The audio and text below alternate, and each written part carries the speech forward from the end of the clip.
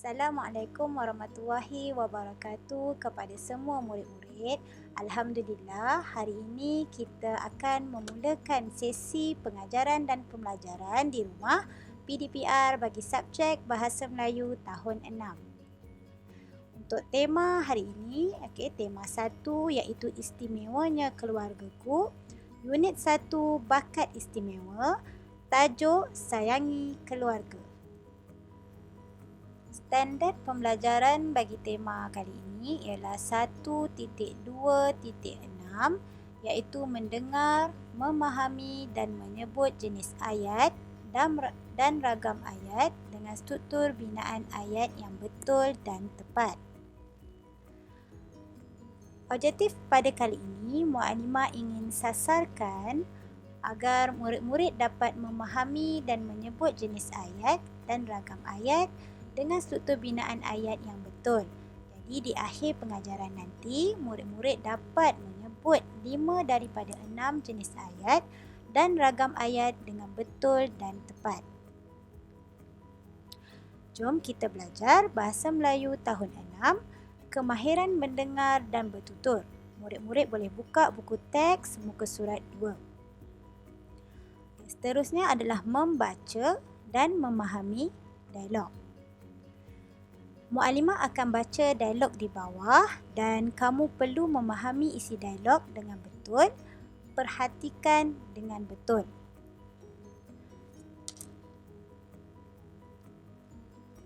Amar, tolong buka pintu. Ayah kamu sudah pulang. Baik, Ibu. Apakah yang kamu dan adik kamu lakukan hari ini, Amar?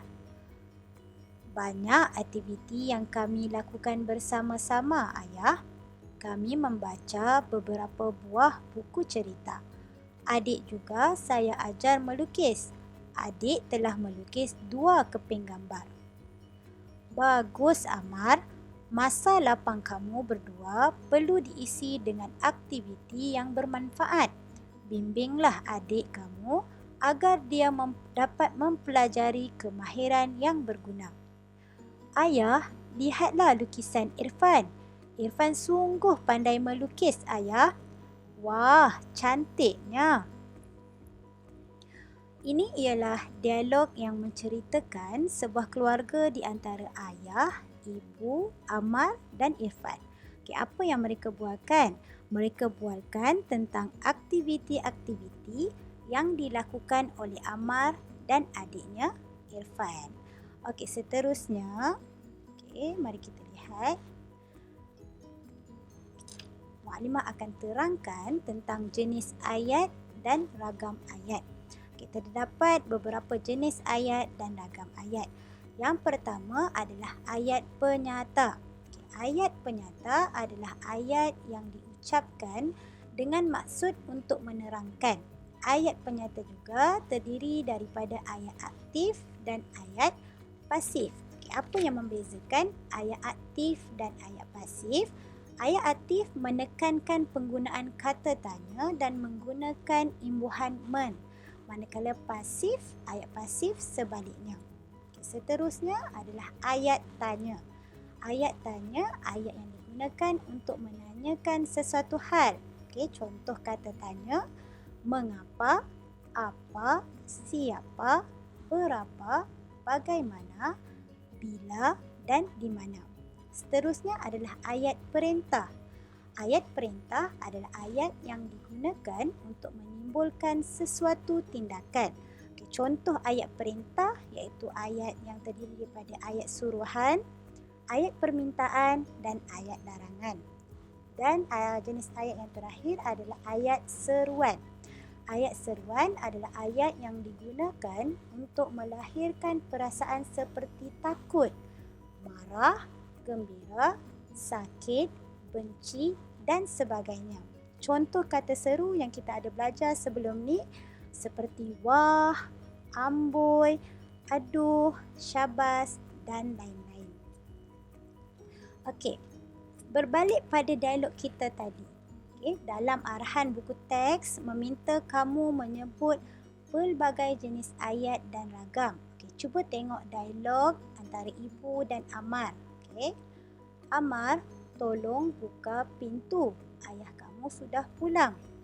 Apakah jenis atau ragam ayat ini? Bila ada perkataan tolong, ia merupakan ayat permintaan. Jadi, ia adalah contoh ayat perintah. Seterusnya kita lihat kepada dialog ayah. Apakah yang kamu dan adik kamu lakukan hari ini, Amar? Ada perkataan kata tanya, iaitu apakah. Jadi ini ialah ayat tanya. Seterusnya, lihat dialog Amar dan ayahnya. Kita tengok dulu dialog Amar. Banyak aktiviti yang kami lakukan bersama-sama, ayah. Ini merupakan contoh bagi ayat penyata. Seterusnya, kami membaca beberapa buah buku cerita. Lihat pada kata kerja membaca. Ini merupakan contoh ayat aktif. Seterusnya kita lihat kepada dialog ayah pula. Masa lapang kamu berdua perlu diisi dengan aktiviti yang bermanfaat. Perkataan kata kerja diisi menerima imbuhan di. Jadi ia merupakan ayat pasif.